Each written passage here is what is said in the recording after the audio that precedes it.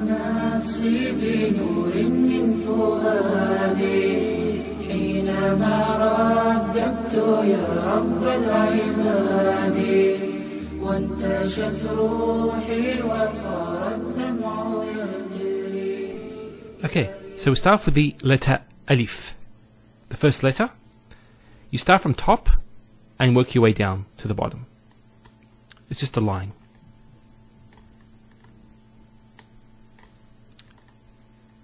So that's quite straightforward.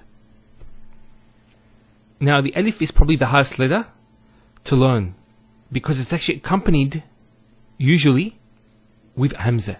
Now this hamza is usually written in this way. And there's another type of hamza as well, which is something like this. We'll talk about this later on, inshallah. So just for now, just think of the alif as just a line. When these get attached to it, this letter is then not termed alif. It's called a hamza. So this is a very powerful letter, which converts the alif to a hamza. And we'll talk about this later on, inshallah. Now, with the alif, how is it written in the beginning of a word, in the middle, and the end? So in the beginning of a word, it's actually written as we wrote it there. So it's just, that's how it's written. In the middle of a word, so for example, let's say there's a word before it, and it's coming across. To write the alif, all we do is just raise it up like this. If this is in the middle of the word, there'll be a letter coming after it. Now this letter coming after it won't join to the alif. So let's for example say it was a ba. It will just be written after it. And similarly, at the end of a word, it will just be like that. If you were to write 3 alifs, one after the other, and let's assume they're from the same word, we would write it in the following way.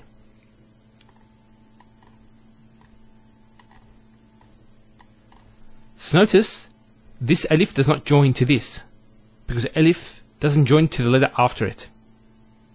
It can to the letter before it. So say there was a letter before it, it could join, but not after it. That's why we wrote the alifs separately. Okay, next letter. The ba.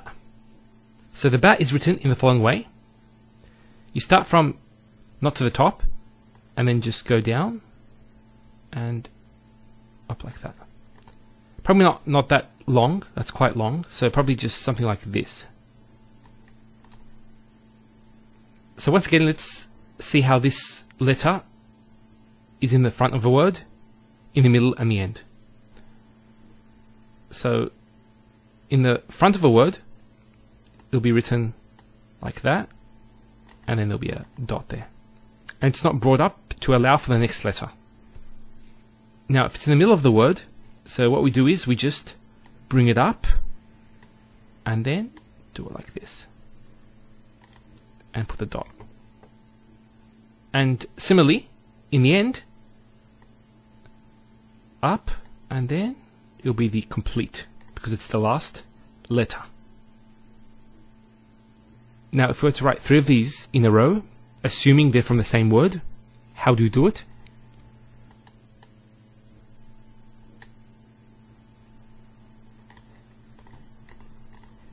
Okay, that's quite straightforward. The next 2 letters, the ta and the tha, are very similar. The only difference is where the dots are put. So let's do this. Okay, the ta. So once again, it's written on top. There's 2 dots there. Now these 2 dots can be represented by the following. So if we do this again, we can do a line like this. Now this line, so I'll make it a bit longer, this line can represent these 2 dots. So just a shorthand way of writing it. So once again, in the beginning,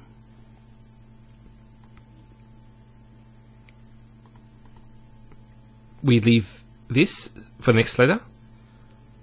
In the middle, so there's a letter coming, and then put the ta there. And finally, ending. comes, and then once again, the 3 tas is very easy.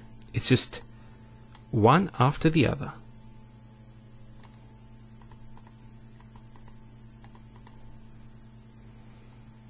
Now get to the tha.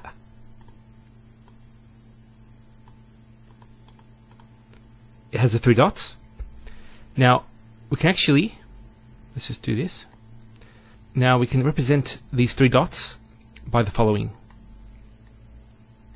It's like an upside down V. And that's just a shorthand way of doing that.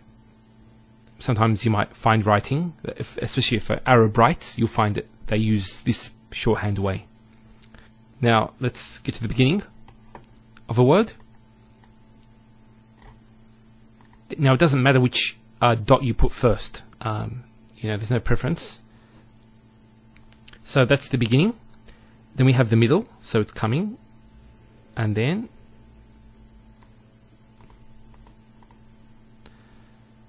and finally the end. And it's similar. It just finishes. So it's you get the 3 dots there. Sorry, that's not that good. I'll just make it a bit better. Yeah. And writing the 3 thas together as if they were one word is as follows.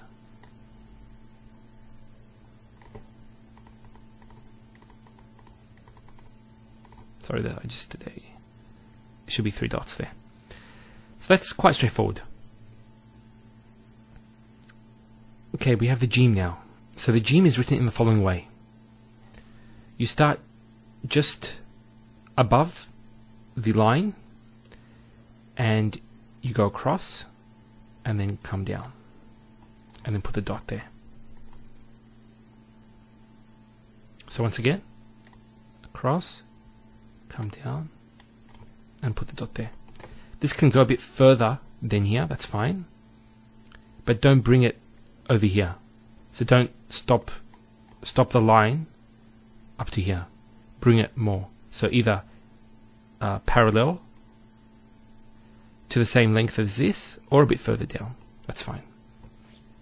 Now, Jim in the beginning of the word is as follows. We start here, go down, and then come across, and put a dot there. And then the next letter comes after it. So it joins to the next letter. Now, when it comes to the middle of a letter, so we have a letter coming before it, then we have the Jim, and then across like that. And there is the dot. And coming at the end is a bit different. So we have the letter. What we do is we raise it up a bit. And then write this form.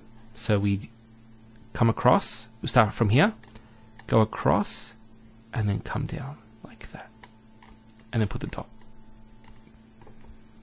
Now if we want to write 3 Jims in a row, it's as follows. First Jim, second Jim, and then third Jim. So, and then we dot it. Another way of doing it, and this is the shorthand way, is what you do is go like this, and like that, and like that. So that's 3 Jims, and you just dot them. Now that's more advanced. You'll find this form in the Quran script. As a beginner, this is probably the easiest way to do it. The next 2 letters, the ha and the kha, are exactly the same as this. The only difference is where the dot is. So I'm going to leave this on, and what we're going to do is I'm just going to take off the dots and just put them in the place where they're supposed to be, inshallah. So here we have the letter ha. The ha has no dot. So everything that I told you about the Jim is the same. The way it's written, all the different forms. The only difference will be the dot is not there. So let's just remove the dot of each one.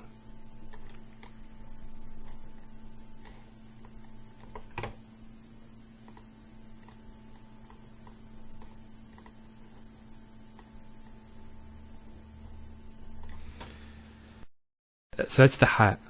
Next we have the kha. It's the same way, but the difference is where the dot is. Let me just show you where the dot is supposed to be. So in its isolated form, it goes on top here. Similarly here, it goes on top.